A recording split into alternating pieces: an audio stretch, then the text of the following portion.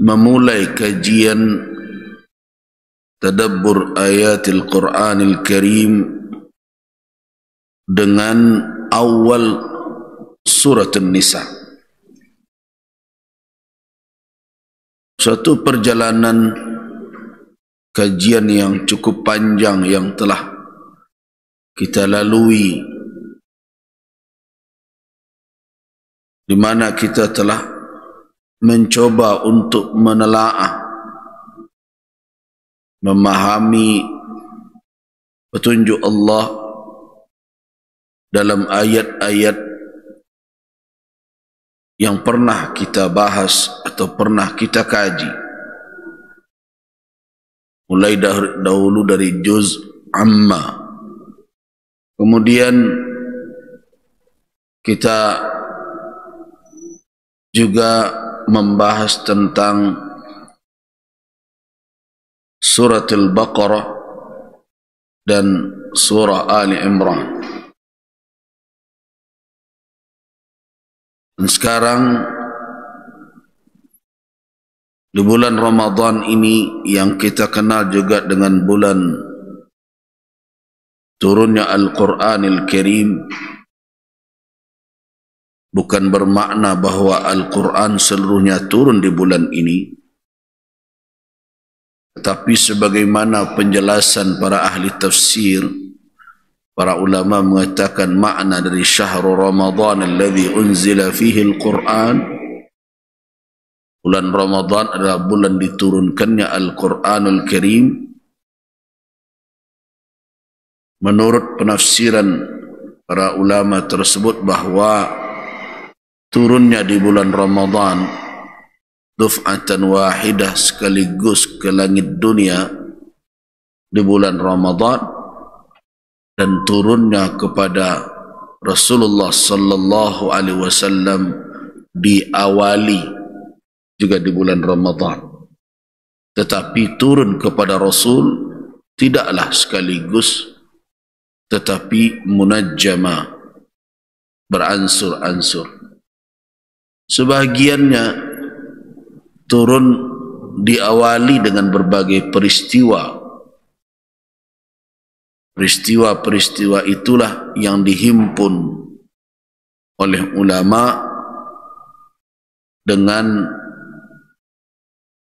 peristiwa-peristiwa yang menjadi sabab turunnya Al-Quranil Karim. Para ulama menghimpunnya dalam kitab Asbabun Nuzul namanya. Tapi tidak semua ayat Al-Quran punya sabab turun.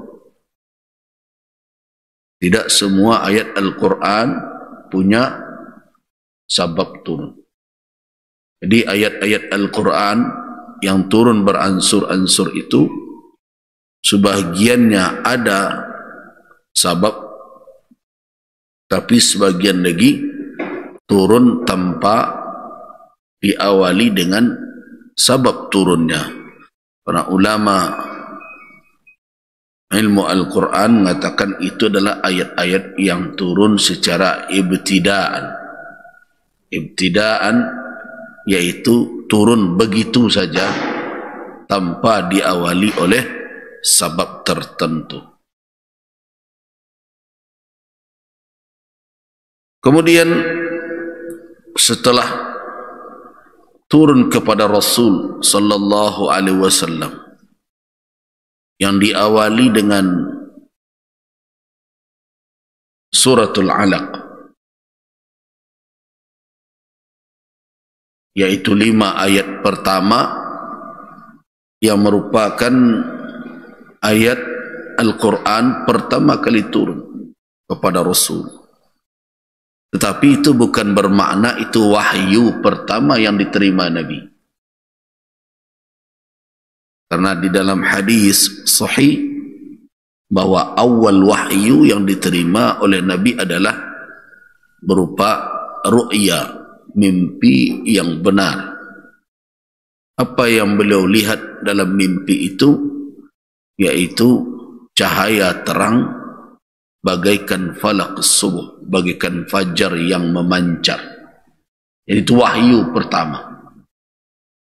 Tapi wahyu dalam bentuk Al-Quranul Karim, itulah yang beliau terima dari Jibril alaihissalam, yang sekarang bisa kita baca di dalam surah Al-Alaq. Iqra' bismi rabbikal ladzi khalaq, khalaqal insana min 'alaq, iqra' wa rabbukal akram, alladzi 'allama bil qalam, 'allamal insana ma lam ya'lam. 5 ayat pertama itu adalah ayat yang pertama turun. Tapi wahyu, kan wahyu bisa tidak dalam bentuk Al-Quran, yaitu Nabi SAW melihat dalam mimpi beliau ada falak, pancaran subuh, pancaran sinar cahaya yang akhirnya mendorong Nabi untuk senang menyendiri. Ada keinginan beliau untuk merenung. Jadi jangan ada pula yang membandingkan bahwa Rasulullah ke Gua Hira itu karena sedang mencari ilmu ini dan itu ya. Kadang-kadang kan orang kan mengambil peristiwa atau kisah seperti itu mencocokkan dengan perjalanan spiritual dia gitu ya. Jadi Nabi ke Gua Hira bukan seperti orang sedang pergi bertarak itu, bertapa begitu. Tapi wahyu pertama itulah yang membuat beliau rindu untuk merenung tentang banyak hal tentunya. Persoalan yang dihadapi oleh umat, kejahiliahan yang sedang meliputi umat manusia, di mana mereka tidak mempergunakan, jangankan nilai-nilai yang diwarisi dari nabi-nabi sebelumnya yang masih tersisa, bahkan kadang nalar saja, akal sehat saja dibuang. Mereka buat Tuhan, mereka sembah sendiri gitu ya. Mereka perturutkan hawa nafsu. Semua itu kalau direnungkan mendorong orang untuk mencari tahu ini apa sebenarnya yang terjadi. Ini seperti yang terjadi sekarang dalam kehidupan, di mana nilai-nilai jungkir balik dan akal manusia yang normal, yang berakal sehat sulit menerima. Tapi itu terjadi ya, terjadi. Nah, semua itu mendorong orang untuk apa? Untuk bertafakkur. Nah, sedangkan Nabi SAW di samping kondisi Makkah Al-Mukarramah di mana beliau hidup, yang mendorong beliau untuk bertahannus itu apa? Mimpi yang benar itu, mimpi seorang Rasul, seorang Nabi. Walaupun pada waktu itu beliau belum menerima wahyu dalam bentuk Al-Quranul Karim, tetapi itu adalah kebenaran yang menuntun beliau untuk bertafakkur. Nah, tentu tidak ada tempat yang lebih nyaman untuk merenung melainkan tempat yang tidak ada gangguan sama sekali. Ya, kenapa Gua Hira? Ya karena itu dalam tanah ulayat beliau. Jadi Gua Hira yang ada di atas bukit An-Nur atau sekarang disebut Jabal An-Nur itu, terkenal Jabal An-Nur itu berada di dalam apa? Ya, kalau istilah orang Minang, iya tanah ulayat keluarga beliau. Karena itu tanah ulayat dari Bani Hashim, dari dekat dengan Syekh Abi Talib. Karena itu biar wajar saja kalau beliau tahu itu. Dan setelah turunnya ayat tersebut, tentu perjalanannya, bagaimana Nabi sallallahu alaihi wasallam menguasai suasana batin beliau karena berhadapan dengan sesuatu yang tidak dalam dugaan. Tidak dalam dugaan. Dan rasa kekhawatiran, kecemasan yang beliau bawa, dan di sinilah peran Ummul Mukminin Khadijah radhiyallahu anha sangat besar. Dan kemudian berproseslah dakwah Nabi dan turunlah Al-Quranul Karim. Kemudian proses turun itu lebih kurang 23 tahun, itu yang nanti diakhiri dengan, atau dalam pendapat tidak sepakat ulama, tapi yang populer, yang banyak tersebar adalah ditutup dengan firman Allah Subhanahu wa taala, al-yauma akmaltu lakum dinakum wa atmamtu alaikum ni'mati wa raditu lakumul islam dina.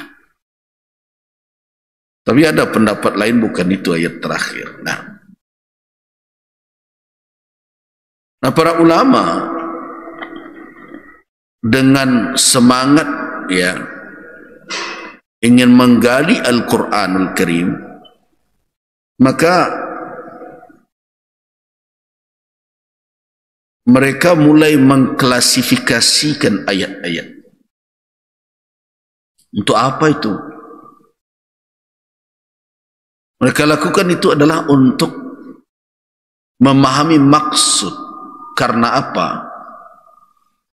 Karena suasana yang meliputi turunnya Al-Quran itu penting untuk kita bisa memahami maksud dari Al-Quran.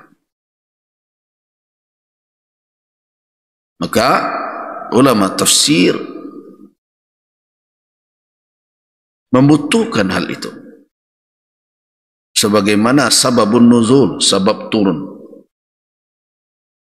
Kenapa ulama perhatian dengan hal itu?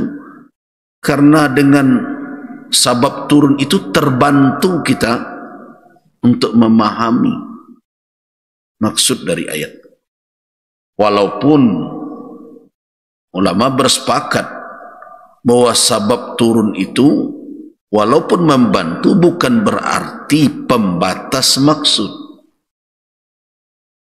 So, kalau tidak tahu kita latar belakangnya, seperti kita meraba-raba saja, ini apa ini?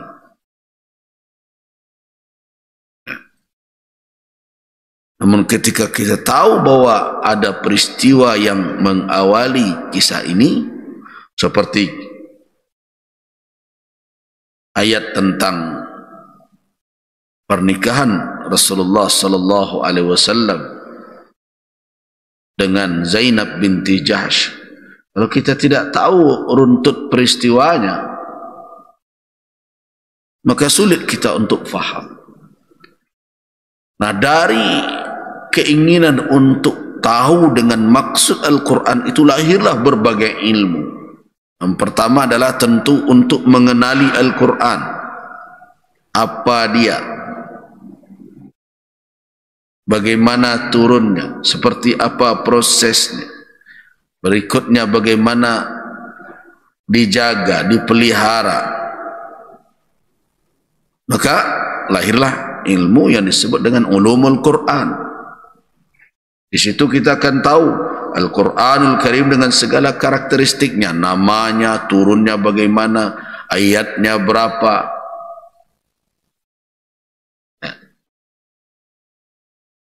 Nah, kemudian salah satu yang muncul dari kajian ulama adalah mendeteksi turun ayat ini di mana. Dan kenapa ini saya sampaikan di awal kajian kita, karena kita baru masuk kembali ke surat An-Nisa. Karena tidak ada kitab suci yang memiliki karakteristik yang terdeteksi seperti Al-Quranul Karim. Tidak ada. Orang pelajari berbagai kitab yang dikatakan suci oleh penganutnya, tapi orang tidak tahu ini ayat ini turun di mana? Kemudian bagaimana prosesnya? Tidak tahu. Bahkan bercampur aduk dalam kitab suci itu antara firman Tuhan mereka dengan perkataan tokoh-tokoh agama mereka. Kalau Al-Quran tidak. Karena itu kalau bapak-bapak dan ibu-ibu pernah mendengar terlambatnya pembukuan hadis, bukan pencatatannya. Kalau pencatatan hadis, apakah ada di antara sahabat yang mencatat? Ada. Jadi bukan mencatat hadis yang terlambat, tapi membukukannya,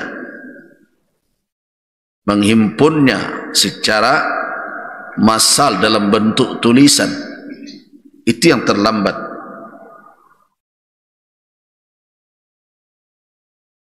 Apakah itu menjadi cacat bagi hadis? Tidak. Kenapa? Karena baik Al-Quran maupun hadis, para sahabat tidak mengandalkan catatan untuk mempertahankan. Catatan itu hanya sekedar penguatan saja. Di Al-Quran, Sunnah, semua itu dijaga oleh para sahabat dengan apa? Dengan hafalan, bukan dengan catatan. Jadi ada pun catatan, para sahabat tidak seperti kita bawa Quran kemana-mana catatan itu. Karena mereka tidak mengandalkan tulisan itu. Disebabkan apa? Yang pertama, mayoritas mereka tidak pandai tulis baca. Ya.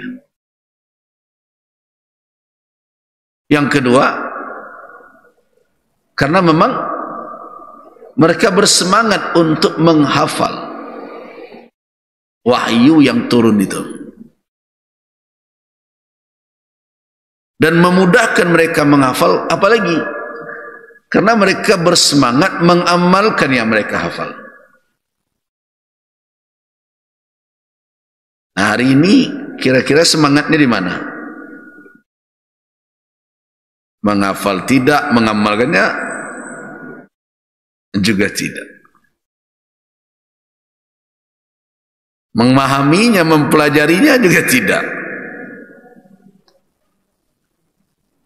Nah, karena mereka hidup dengan Al-Quran, mengamalkannya setelah mereka terima, sehingga Al-Quran itu terikat pada diri mereka. Mereka kemana-mana bawa Al-Quran, tapi bukan dalam bentuk catatan, dalam bentuk hafalan. Jadi jangan heran kalau naskah Al-Quran yang telah dihimpun oleh tim Zaid bin Thabit itu di masa Abu Bakar As-Siddiq, ya, Abu Bakar As-Siddiq berapa tahun? 2 tahun. Nah, kemudian kan sudah dibukukan, karena kekhawatiran hilangnya nanti para penghafal Al-Quran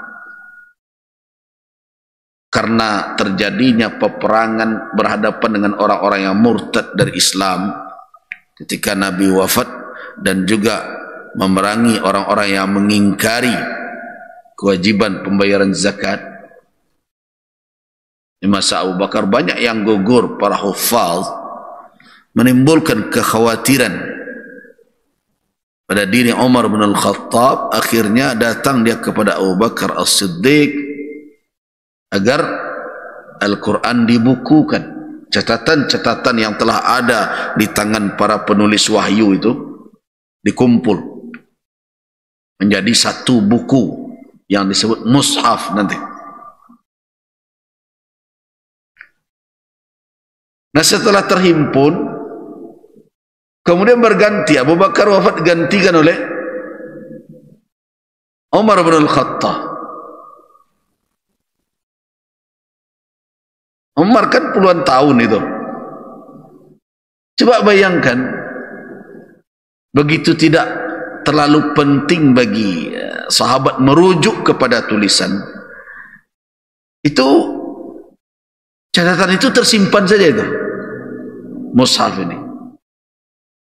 Tidak ada diperbanyak, difotokopi ya seperti sekarang. Tidak ada. Biarin aja, yang penting sudah ada. Al-Quran yang terhimpun, biarkan saja. Sampai Umar wafat, berada di tangan Hafsah, putri Umar, dan beliau adalah Ummul Mukminin, istri Rasulullah sallallahu alaihi wasallam. Nah, itu menunjukkan bahwa orang tidak perlu catatan itu. Sekalau perlu, pasti semuanya menyalin dari situ. Mana Quran itu saya mau salin, terlupa saya surat itu, ayat itu. Tidak. Itu menunjukkan bahwa Al-Quran itu hidup di dalam dada kaum muslimin, menjadi hafalan yang melekat pada diri para sahabat, sehingga kebutuhan mereka terhadap tulisan sangat kecil sekali. Itu perjalanannya. Sampai nanti kenapa terasa butuh catatan ini digandakan, naskahnya ditambah. Tentu yang dirujuk adalah yang telah dihimpun dahulu. Setelah banyaknya orang-orang non-Arab, jadi ketika Islam mulai berkembang, mulai meluas wilayah Islam sampai ke Irak, ke Persia sana, dan juga sampai ke Afrika, dan itu tentu yang masuk ke dalam Islam bukan hanya orang Arab saja, orang non-Arab juga sudah masuk, dan mereka tentu pengen sekali untuk juga memahami Al-Quranul Karim. Nah, karena jarak lama, kemudian tidak semua pula mereka fasih berbahasa Arab dan berbagai macam, akhirnya dalam suatu majlis di saat di medan tempur, orang semuanya malam hari membaca Al-Quran, terjadilah pertikaian bacaan antara satu dengan yang lainnya yang bisa membuat pertengkaran. Nah, ini yang menyadarkan sebaiknya ini catatan yang dahulu. Nah, itu baru diambil lagi catatan yang pada Hafsah Ummul Mukminin radhiyallahu anha itu. Nah, kemudian baru setelah dicatat ulang, dibuat naskah-naskah, dan itu dikirimlah ke kota-kota, provinsi-provinsi umat Islam ketika itu. Mesir, ke Kufah, ke Yaman, ya, ke daerah-daerah Syam, dikirim kota-kota besar. Dan itu lama proses.